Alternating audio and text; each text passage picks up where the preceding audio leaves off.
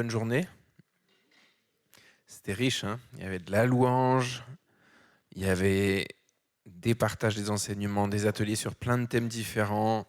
Il y avait des discussions avec plein de gens qui ont le même cœur, la même passion aussi pour ce service de louange. Et puis il y a sûrement des choses que Dieu vous a dit dans cette journée ou qu'il est venu souligner aussi dans vos cœurs. Donc on espère vraiment que vous avez été encouragés, édifiés et que vous allez repartir vraiment boostés dans vos communautés, dans vos églises pour continuer à louer et à servir Dieu. Alors pour finir cette journée, j'ai une bonne nouvelle pour vous. Je serai un peu plus court que ce matin. Et puis on va planer un peu moins haut. On va essayer de revenir à quelque chose d'un petit peu plus... voilà, on va reposer un petit peu les fondamentaux. Juste pour se rappeler un petit peu pourquoi est-ce qu'on fait de la musique et du chant dans l'Église. Et pour ça, on va s'intéresser à deux textes de l'apôtre Paul. Parce qu'on parle souvent des psaumes, on parle des Lévites, on parle de plein de choses qui finalement n'ont pas toujours un rapport avec la manière dont on vit l'Église aujourd'hui, au XXIe siècle. Et l'apôtre Paul, il n'a pas été il n'a pas donné beaucoup de détails sur comment est-ce qu'on pouvait vivre cette vie de louange dans l'Église, mais il y a deux textes en particulier qui en parlent, on va les regarder ensemble.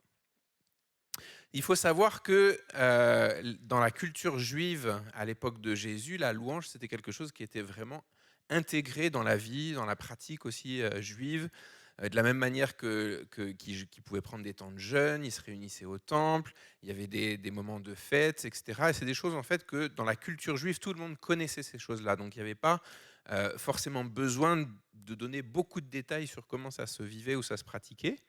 Nous, on est assez loin en fait de cette culture et du coup, il y a beaucoup de choses qu'on peut réapprendre. Donc, si vous vous promenez dans l'Ancien Testament, vous allez voir comment est-ce que le peuple juif à l'époque pratiquait la louange. Et il y a plein de leçons et de choses qu'on peut retirer aussi sur le sens. Qu'est-ce que c'est la louange et l'adoration? Comment est-ce qu'on peut la vivre et la pratiquer en prenant comme modèle le peuple juif de cette époque. Mais on n'est pas juif. Donc, du coup, des fois, on est un petit peu loin aussi de la culture de cette époque-là. Et là, en fait, dans ces deux textes, Paul il s'adresse à des églises qui sont non juives aussi. Et donc, il essaie de leur donner un cadre pour la vie de louange dans la communauté. Alors, on va commencer à aller. C'est dans Colossiens, le premier. J'ai un tout petit lutrin.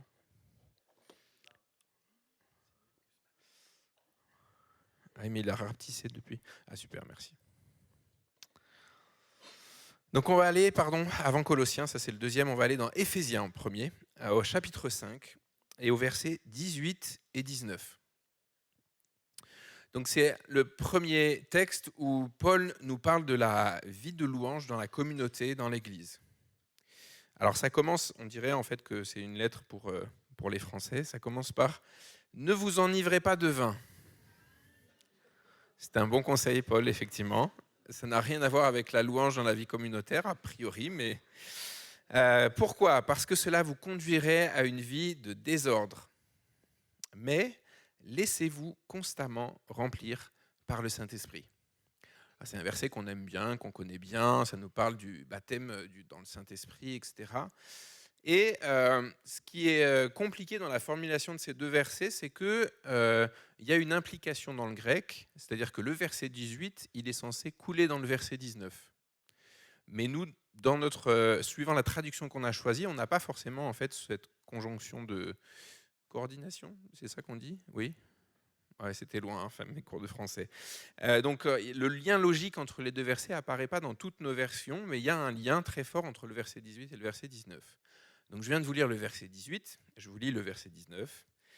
Laissez-vous constamment remplir par l'Esprit, ainsi vous vous encouragerez mutuellement par le chant de psaumes, d'hymnes et de cantiques inspirés par le Saint-Esprit, et vous louerez le Seigneur de tout votre cœur par vos chants et par vos psaumes.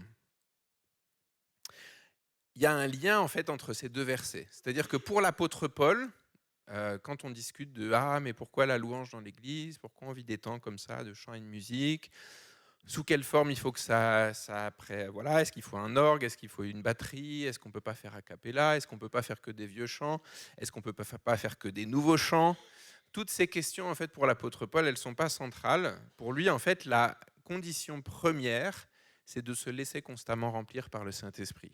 S'il y a le Saint-Esprit, la conséquence naturelle, ça va être une vie de louange dans notre communauté qui est riche, qui est vivante, qui est passionnée et qui nous aide à grandir avec Dieu. Dans la plupart des traductions, on n'a pas la nuance aussi du grec pour ce verset 18, et on lit juste « Soyez remplis de l'Esprit », point.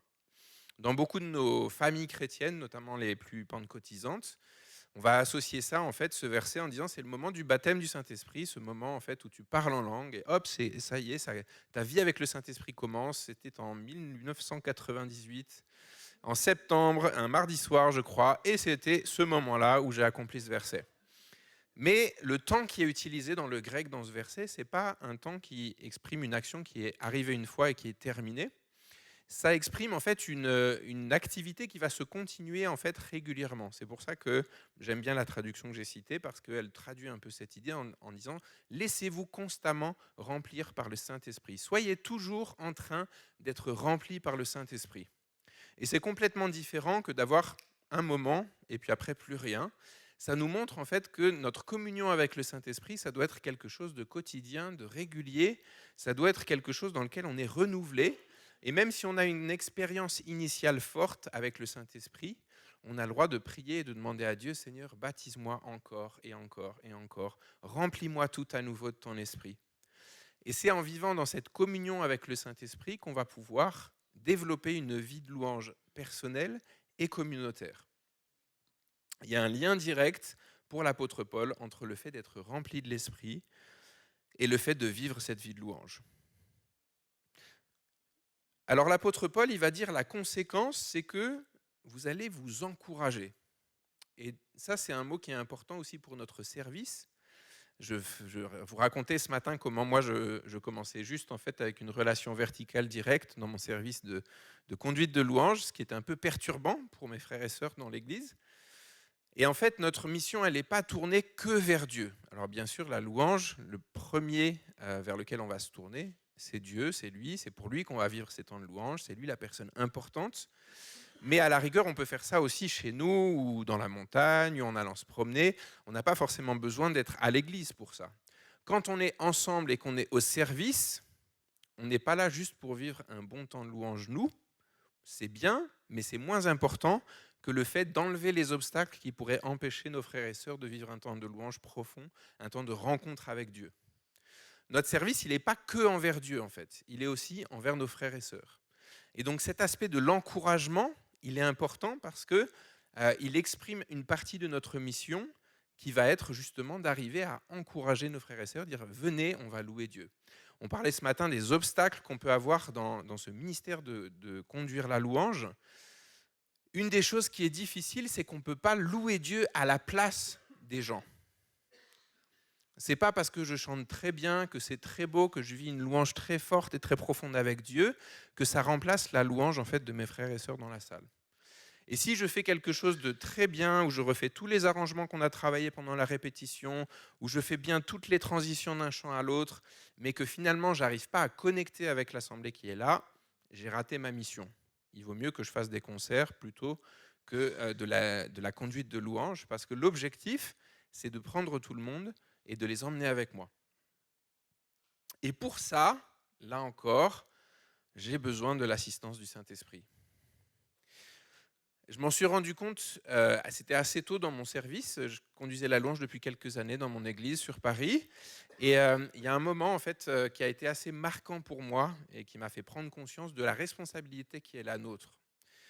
Moi, j'étais plus assez fonceur, je dis voilà, j'ai l'impression que le Saint-Esprit me dit ceci, donc je vais le faire, et puis peu importe, qui même me suive. Et c'est l'été, on est au mois d'août, on est rassemblés en église pendant quelques jours, c'est une conférence. Il y a beaucoup de joie dans cette semaine, on a vécu des temps forts ensemble, des temps de communion, des temps avec Dieu, il y avait beaucoup de louanges. C'est vraiment une semaine où on est bien. Et c'est le dernier soir de la conférence. Je crois que c'est moi qui ai conduit la louange ce soir-là. C'est la fin, tout le monde est bien, il est 22h, personne n'a envie de rentrer, donc on papote, on discute, il y en a qui prient les uns pour les autres, enfin, c'est vraiment agréable. Et je suis dans la salle, et je regarde, et puis dans l'église où je suis, donc il y a une espèce de vestibule dans l'entrée, avec des vitres, donc on voit au travers, et je me tourne en fait, et je vois en fait une dame qui est là, je croise son regard et il y a énormément de tristesse et de désespoir dans ses yeux. Et il y a 2-3 personnes de mon église qui sont autour d'elle et qui sont en train de l'entourer et de prier avec elle. Et je sais pourquoi cette femme, en fait, elle est autant désespérée. C'est parce qu'elle vient de vivre la perte de son enfant, du coup, qui était né quelques jours avant et qui n'a pas survécu, et qui vient de décéder. Et je ne sais pas comment elle a débarqué à l'église, mais j'imagine qu'elle était perdue et qu'elle avait besoin de pouvoir partager ça avec quelqu'un. Et donc, il y a quelques personnes qui sont en train de prier avec elle. Et la voix du Saint-Esprit à l'intérieur de mon cœur résonne et il me dit « Sam, dimanche, c'est toi qui es de service à la louange. Tu vas devoir conduire la louange pour tous ces gens qui sont tellement heureux et pour cette dame. » Et du coup, ma réaction est instinctive en réalisant en fait la responsabilité que c'est pour moi. J'ai dit « Mais Seigneur, c'est pas possible, je ne peux pas y arriver. » Et du coup, le Saint-Esprit me répond « Exactement, c'est pour ça que tu as besoin de moi. » C'est pas possible en fait de servir notre Église si on n'a pas l'assistance du Saint-Esprit. Alors je ne sais pas quel est votre arrière-plan et votre parcours. Je crois que globalement vous devez être plutôt positif, hein. Enfin je crois, évangélique avec ouverture charismatique plus ou moins grande peut-être. Mais quel que soit votre arrière-plan, ça ne remet pas en question le besoin que vous avez du Saint-Esprit pour pouvoir servir votre Église dans ce domaine comme dans tous les autres en fait.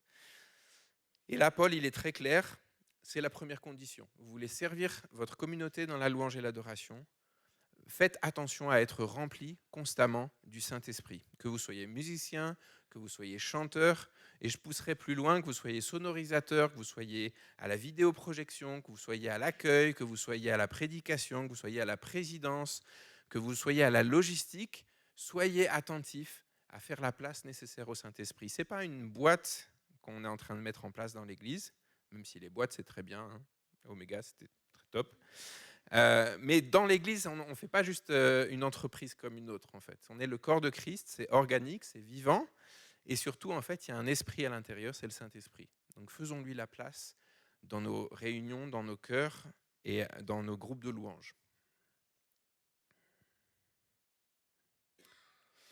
La dimension de l'encouragement, elle me parle aussi du ministère du Saint-Esprit. Hein, quand Jésus va annoncer la venue de l'Esprit, il va dire « Mais vous savez, le Père ne va pas vous laisser orphelin. Même si je pars, il va vous envoyer un consolateur. » Et c'est vrai que dans nos vies quotidiennes, en fait, c'est le rôle du Saint-Esprit de venir nous consoler, nous encourager, nous exhorter, nous faire avancer. Et heureusement qu'on a l'aide du Saint-Esprit au quotidien pour nous aider à avancer dans notre marche avec Dieu. La bonne nouvelle, c'est que plus on va travailler cette complicité avec le Saint-Esprit dans nos vies quotidiennes, et plus en fait il va se manifester aussi dans notre service, et il va nous aider à prendre ces décisions cruciales qui peuvent faire basculer un temps de louange tout à coup en fait et provoquer vraiment cette éruption du Saint-Esprit. Des fois en fait il faut juste une petite décision à un moment précis. Et il faut en fait être suffisamment encouragé pour pouvoir, un petit peu j'aime bien cette image-là, comme quand on est à la piscine, si vous savez, sur le plongeoir, c'est toujours un peu difficile de sauter. Des fois on a besoin d'un petit peu d'aide du Saint-Esprit qui vient « Allez vas-y, ça va être bien !» Donc soyons des encourageurs. Réalisons que ce que nous allons vivre dans ces temps de louange, c'est quelque chose qui va aider nos frères et sœurs à continuer leur vie avec Dieu, à affronter les difficultés qu'ils ont en face d'eux, à gérer leurs enfants qui sont en train dans une phase peut-être de rébellion, à gérer leurs soucis peut-être avec leurs conjoints ou avec leurs collègues. Ces temps de louange, c'est des moments en fait où Dieu va les rencontrer, va les équiper, va les fortifier et va les renvoyer remplis de lui. Et on a la grâce de participer à ça. Donc, ayant vraiment cette mentalité d'encourager nos frères et sœurs au travers de ce ministère. Vous vous encouragerez mutuellement par le chant de psaumes, d'hymnes et de cantiques inspirés par l'Esprit. Alors, l'apôtre Paul avait sûrement des catégories spécifiques dans ces 3 aspects, les psaumes, les hymnes et les cantiques inspirés par l'Esprit. Moi, j'ai mis des choses dedans, puis je voulais un peu vous partager ce que je trouve qu'il y a dans tout ça. Et on verra dans le deuxième passage qu'on va lire que l'apôtre Paul va encore avoir cette triple catégorie des psaumes, des hymnes, des cantiques inspirés par l'Esprit. Si on commence avec les psaumes, ça nous parle de tous les chants qui reprennent le texte de la Bible et qui le mettent en musique. L'Éternel est mon berger, je ne manquerai de rien. Vous avez sûrement déjà entendu 25 chansons différentes avec ce psaume mis en musique. Mais du coup, certainement, il y a une de ces chansons qui vous a aidé à l'apprendre par cœur. Que ce soit en fait le Notre Père, que ce soit certains versets des lettres de Paul, que ce soit des fois des passages de l'Apocalypse, qui est une lettre qui est un peu obscure et qui n'est pas toujours facile à appréhender. Et pourtant, en fait, il y a des chants qui ont été puisés en fait dans la richesse du texte biblique, qui l'ont mis en musique et qui ont permis en fait à l'Église de mémoriser et d'apprendre en fait ces textes bibliques. Souvent, si vous rentrez à la maison le dimanche et que le mardi matin, on vous dit c'était sur quoi la prédication, vous aurez sûrement oublié. Par contre, le deuxième chant qui a ce refrain si entraînant et qui proclame la fidélité de Dieu, celui-là, il y a des chances qui vous accompagnent toute la semaine. Donc c'est aussi une responsabilité parce que finalement, vous avez un rôle d'encourageur dans la louange, mais vous avez aussi un rôle d'enseignant. Vous avez un rôle où vous allez aider en fait les personnes de votre assemblée à se façonner une relation avec Dieu. Vous allez mettre des mots dans leur bouche quand ils n'en ont pas. Vous allez façonner un tout petit peu de la manière dont ils considèrent Dieu dans leur relation personnelle. Donc c'est une grande responsabilité. Les psaumes, c'est toute la richesse du texte biblique mis en musique. Et ça, en fait, ça remonte à très loin, du psautier de Genève, en passant par Bach, en passant par Handel, en passant par tout ce qui a été fait au fur et à mesure, Wesley, etc., en passant par les moines catholiques qui chantent les psaumes tous les jours à certaines heures, en passant par voilà, tout ce qui a été fait aussi au XXe siècle, le renouveau aussi un peu de la louange associée aux musiques actuelles dans les années 70, etc. À chaque fois, on a été puisé dans finalement ce qui était le recueil de cantiques du peuple d'Israël dans les psaumes, et c'est devenu nos psaumes à nous, on se les a appropriés. Et encore aujourd'hui, finalement, on prend ces paroles et on les adresse à Dieu, et ça nous aide à nous approcher de lui, à communiquer avec lui. Les hymnes, pour moi, c'est tous les chants qui ont été écrits par des compositeurs, par des créateurs, par des artistes, tout ce qui a été composé et écrit pour nous aider à mettre des mots et des émotions sur ce que nous voulions exprimer à Dieu au travers des siècles. Alors, ce n'est pas forcément le texte biblique lui-même, ça peut être une création humaine, mais ce que ça va nous aider à faire, c'est de poser un regard sur l'œuvre de Christ. C'est toujours la bonne nouvelle depuis 2000 ans, c'est la même, ça n'a pas changé. Mais par contre, à un moment précis, un chant va nous aider tout à coup à poser un regard sur ce que Christ a accompli avec un point de vue qu'on n'avait encore jamais expérimenté. Et tout à coup, cette bonne nouvelle qu'on a entendue des dizaines, des centaines de fois, tout à coup, elle va prendre vie pour nous, dans nos cœurs, alors qu'on est en train de chanter, de proclamer ce que Dieu a fait, alors qu'on a chanté peut-être plein d'autres chants avant, que ça n'a pas forcément fait ce même effet. C'est pour ça qu'on a besoin de répondre à l'appel qui résonne dans toute la Bible, chanter à l'Éternel un cantique nouveau. Ça ne suffit pas de chanter les cantiques de la Réforme, même si Dieu soit béni pour la Réforme, pardon. Mais on a besoin de réactualiser en fait ce message pour aujourd'hui. On a besoin de chanter ce que Dieu a accompli avec les rythmes d'aujourd'hui, avec les mélodies d'aujourd'hui, avec les styles d'aujourd'hui, avec les outils d'aujourd'hui. On parlait des tracks tout à l'heure avec quelqu'un.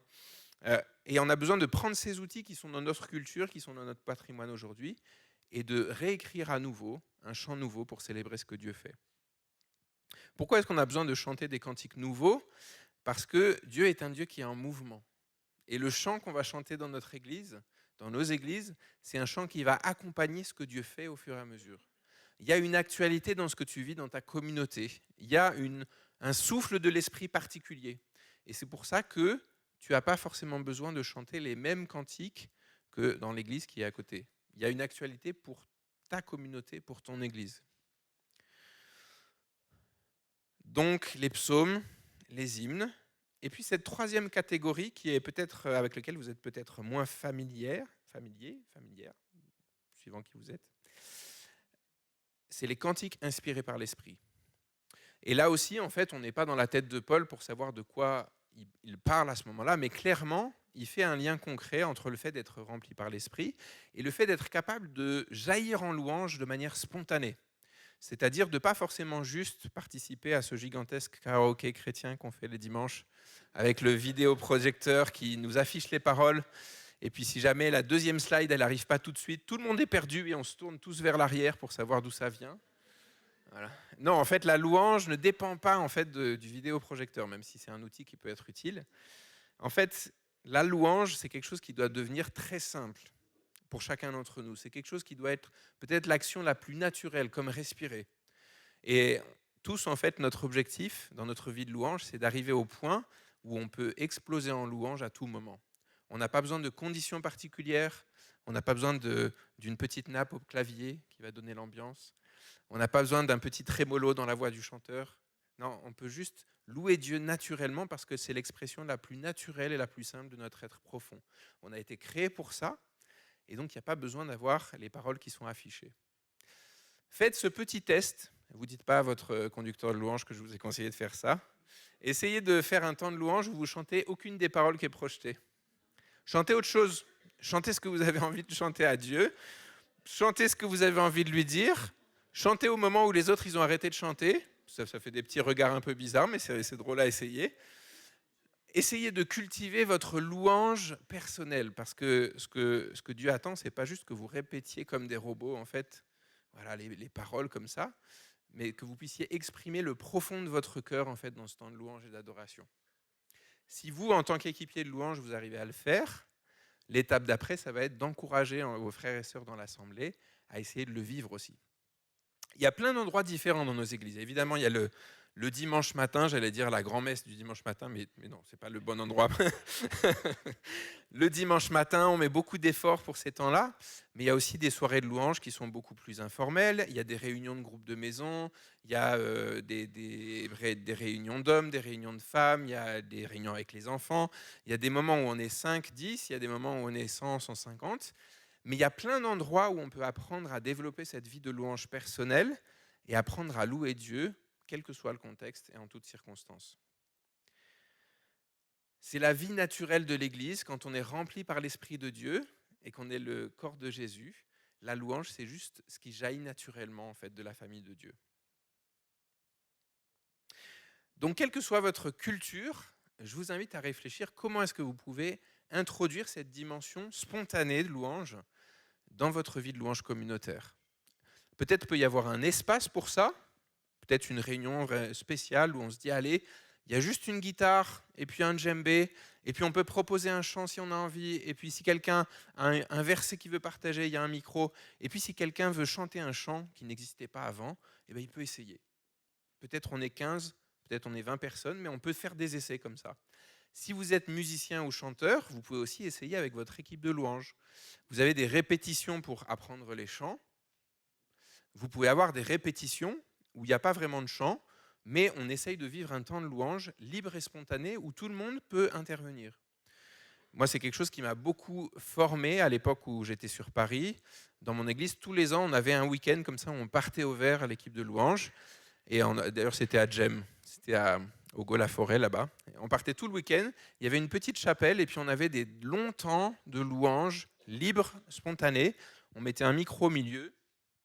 Moi, je prenais ma guitare et puis je lançais un chant. Puis après, il y a quelqu'un qui voulait un autre. Et puis, tous ceux qui avaient quelque chose à partager, ils pouvaient prendre le micro et puis le partager. Ce que ça a fait chez nous, c'est que ça nous a appris à nous connaître dans la louange. Parce que c'est une chose de se connaître les uns les autres, mais c'est autre chose de voir nos frères et sœurs louer Dieu. Au lieu d'être tous en fait en rond comme ça et de regarder l'église, de se regarder les uns les autres, de voir en fait qu'est-ce que ça fait quand je vois en fait mon ami, mon frère au clavier, et puis ma sœur à la flûte traversière, et puis le batteur, qu'est-ce que ça fait quand ils louent Dieu en fait? À quoi ça ressemble? Comment est-ce que Dieu parle avec eux? Comment est-ce qu'ils expriment en fait cette louange? Et ce qui était fort aussi dans ces temps-là, c'est que souvent dans ces week-ends, on vivait des choses fortes et quelques semaines plus tard, dans le cadre de notre église, de notre communauté, on vivait la répétition de ces moments, mais dans l'église, avec nos frères et sœurs. Ce qu'on avait vécu à quelques-uns, et tout à coup, on pouvait le partager en fait plus largement avec l'église, avec l'assemblée. Et donc Paul, il finit ce passage d'Éphésiens en disant, voilà, ces psaumes, ces hymnes, ces cantiques inspirés par l'Esprit. Avec tout ça, vous louerez le Seigneur de tout votre cœur par vos chants et vos psaumes. On va aller voir le deuxième passage. Donc cette fois, c'est dans Colossiens, effectivement, chapitre 3. Et verset 16, Et j'aime bien ce passage parce qu'il est assez parallèle avec celui qu'on vient de lire, mais il appuie sur des choses différentes quand même. Que la parole du Christ réside au milieu de vous dans toute sa richesse. On avait commencé avec le Saint-Esprit dans le passage précédent. Et là, en fait, l'intention de Paul, c'est de dire que la parole de Jésus demeure au milieu de vous dans toute sa richesse. Qu'elle vous inspire une pleine sagesse pour vous instruire et vous avertir les uns les autres, ou pour chanter à Dieu de tout votre cœur, vous savez, des psaumes, des hymnes et des cantiques inspirés par l'Esprit, afin d'exprimer votre reconnaissance à Dieu. La parole et l'Esprit, c'est les fondements de notre vie de louange en communauté. On a besoin du Saint-Esprit, mais on a besoin aussi d'être ancré dans la parole de Dieu. Je disais tout à l'heure qu'on pouvait écrire de très beaux hymnes, en fait, qui ne sont pas forcément le texte biblique tel quel. Mais ces hymnes, en fait, ils rentrent dans un cadre qui est la révélation que Dieu nous a accordée au travers de sa parole. Et donc c'est important que si nous, on veut encourager et édifier notre communauté, si on veut, comme le dit Paul dans ce verset, les avertir et les instruire, il faut qu'on soit plongé particulièrement dans le texte biblique. La parole de Dieu, c'est la Bible, mais c'est aussi la personne de Jésus. Et j'aimerais vous exhorter aussi à vous laisser toujours émerveiller par la personne du Christ. Je réfléchissais ces derniers jours à ça et je me disais, mais qu'est-ce qui nous attire tellement chez Jésus ? Comment ça se fait qu'on est là encore aujourd'hui, 2000 ans après ? Et je partageais ça avec quelqu'un tout à l'heure. Il y a 20 ans, en fait, ce qui m'attirait chez Jésus, c'est qu'il était fort, il était grand, il était immense, il était, il était vainqueur, et tout ce qu'on peut trouver dans la Bible, il était saint. Et aujourd'hui, en fait, ce qui m'attire chez Jésus et ce qui m'a attiré depuis le début, je réalise, c'est que c'est la personne qui me connaît le mieux et qui m'accepte. Et à chaque fois que j'ai envie de tout laisser tomber, de lâcher prise, d'abandonner, eh bien, il y a toujours Jésus qui est là et qui est disponible, qui est prêt à compenser en fait mes faiblesses, qui est prêt à me soutenir, à me tenir la main, à pleurer avec moi quand il y a besoin. Et donc c'est ça le fondement de notre louange, c'est le Christ. C'est lui qui est le conducteur de notre louange réellement, c'est lui qui est notre grand prêtre, c'est lui qui nous prend en lui pour nous amener devant le Père. Donc que Jésus soit vraiment le fondement de nos vies de louange en communauté. Qu'est-ce que ça veut dire que la parole du Christ réside au milieu de vous dans toute sa richesse ? On est fiers souvent d'être protestants évangéliques, ça veut dire, voilà, la Bible c'est important quand même. Et malheureusement, quand on fait un petit peu des sondages et qu'on regarde un peu, la lecture, l'étude, la méditation de la Bible, c'est quelque chose qui est vraiment en déclin dans nos communautés. Et ça se voit aussi parce que finalement, les fondements sont souvent pas bien établis en fait dans nos vies. On a souvent une lecture superficielle, voire magique en fait de ce livre qui est tellement riche. Je disais ce matin, un verset, un mot, 700 interprétations différentes. Et nous, on va citer un verset au hasard et puis on va se dire que c'est ça que ça veut dire. Il faut plonger et replonger et replonger et replonger encore dans la Bible. Il faut la lire dans tous les sens. Et je rejoins en fait ce que Rolf disait tout à l'heure aussi. Il y a tellement de choses qui ont été écrites par nos frères et sœurs au travers des siècles, depuis déjà des millénaires sur ce texte biblique, et des apports et des découvertes et des révélations que nous, on n'a pas. Et il y a une richesse aussi dans l'histoire de l'Église qu'on peut aller puiser pour nous nourrir aussi dans la période dans laquelle nous, on est en fait. On n'est pas les premiers en fait à louer et à adorer Dieu. On n'est pas les premiers à suivre Jésus. Et il y a une richesse à aller trouver dans ce que les autres ont écrit aussi sur cette parole. Dans le verset précédent dans Éphésiens, il y avait l'encouragement. Dans le verset de Colossiens, il y a l'instruction et l'avertissement. Et ça m'a fait penser à un autre verset, là encore, où Paul nous parle de comment doivent se passer nos réunions dans l'Église. C'est dans 1 Corinthiens au chapitre 14 et au verset 3. C'est un passage que vous connaissez très bien, c'est sur le domaine de la prophétie. Et c'est le verset où Paul va donner la définition de la prophétie. Et il dit, celui qui prophétise, il encourage, il édifie et il exhorte. Et c'est étonnant, en fait, la Bible, elle est pleine de liens hypertextes comme ça. Là, dans ces deux versets qui nous parlent de la louange dans la vie communautaire de l'Église, mais il y a ces trois mots qui définissent le rôle de la prophétie. Encourager, édifier, exhorter. Ces trois rôles, on les retrouve aussi dans notre ministère de louange. Il y a cet aspect d'encouragement, il y a cet aspect d'avertir. Des fois, en fait, dans ces temps de louange, on va appeler à la repentance. Des fois, le Seigneur va nous amener à intercéder pour des choses précises. Des fois, en fait, le Seigneur va nous conduire vraiment en révélant des choses dans nos vies et qu'on va pouvoir déposer à la croix.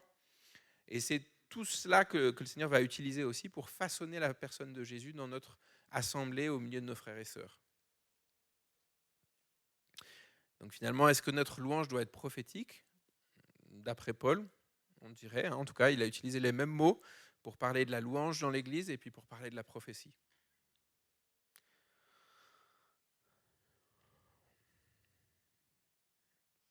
J'arrive au bout tranquillement.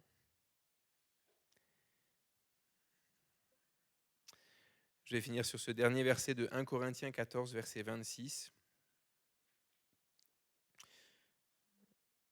qui nous montre en fait la simplicité de la vie de louange communautaire à l'époque de Paul. Il nous dit, comment est-ce que vous devez faire vos réunions ? C'est facile.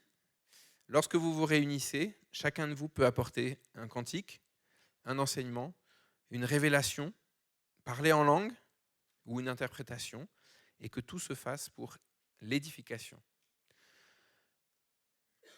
Je pense qu'on est vraiment dans un moment charnière, et c'est ma conclusion, je vais essayer de faire ça joliment.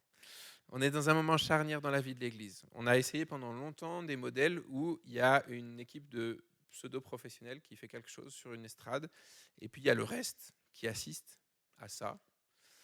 Mais en fait, l'Église, c'est quelque chose qui est organique, qui est vivant et qui implique tous les membres de la communauté. Ce n'est pas un spectacle, ce n'est pas un show, ce n'est pas une représentation, même si on peut utiliser des fois des outils qui nous y font penser.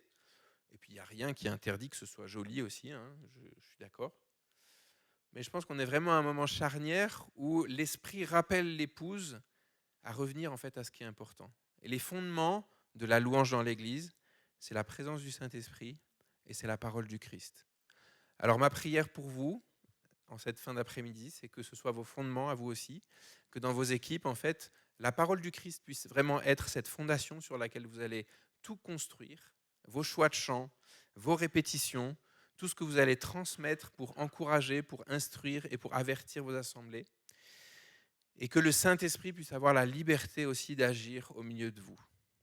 Je vous encourage à sortir de vos programmes, à sortir de vos listes de chants, à sortir en fait de tout ce que vous avez préparé. Et quand vous avez bien travaillé, parce que ce n'est pas mauvais de travailler, de préparer, priez simplement, dites Saint-Esprit, tu as le droit de tout changer maintenant. Prends la direction de ce moment, c'est toi qui vas nous conduire dans ce temps de louange.